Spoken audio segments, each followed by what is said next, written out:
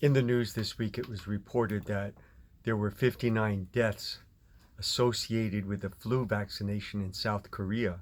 So we want to know whether this was the cause of the deaths or whether it was just incidental and that they died from other causes.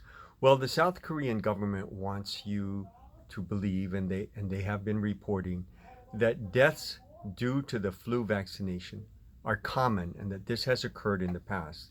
As a matter of fact, the president of South Korea reported that last year about 1,500 people had died after taking the flu vaccination last year. And the health department backed him up, and they also reported that generally about 3,000 people die after getting the flu vaccination in South Korea. So what they're saying is that the vaccinations did not cause their deaths. Many of the people that did get vaccinated were older people, and this is a contributing factor that they died of other causes. So these are things to think about when you're going to get a flu vaccination. Most people don't like taking vaccinations, but they do it anyway to protect themselves. And if you're going to get the flu vaccination, you want to make sure that it's a safe vaccination and that it will not cause you any harm, that it's not going to make you sick, or worse yet, cause your death. So vaccinations are very important, particularly now because of the COVID-19. At any given time, right now, there are vaccination trials going on in various stages for the COVID-19 vaccine. In the United States, they have about 3 vaccines right now in their final stages. So this is important because we want to have a COVID-19 vaccination ready when the flu season comes about. Generally, the flu season is from December to about March. And now would be the time to get the vaccination if you're going to get one at all.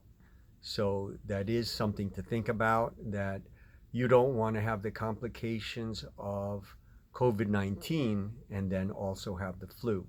What they are saying, though, is that this year they don't anticipate the flu being as much of a problem as it was in other years because people are generally distancing and taking more sanitary precautions than before.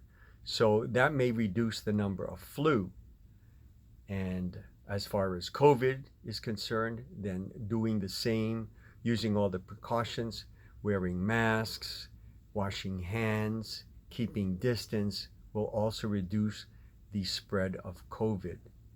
So we just want to comment, and we want to think about that when we're going to get the flu vaccination. We want to think about those things if we are going to decide on the flu vaccination. I'm not saying that you should or should not get the flu vaccination. That is an individual choice that you would have to make based upon your health conditions and based upon your own situation and the situation in your community.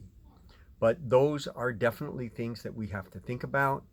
And we all want to reduce the COVID. We want to eliminate it, as a matter of fact. And most people just can't wait till the day that they could live normally and not have to wear a mask when they go outside, not have to socially distance. So hopefully that day will come about soon.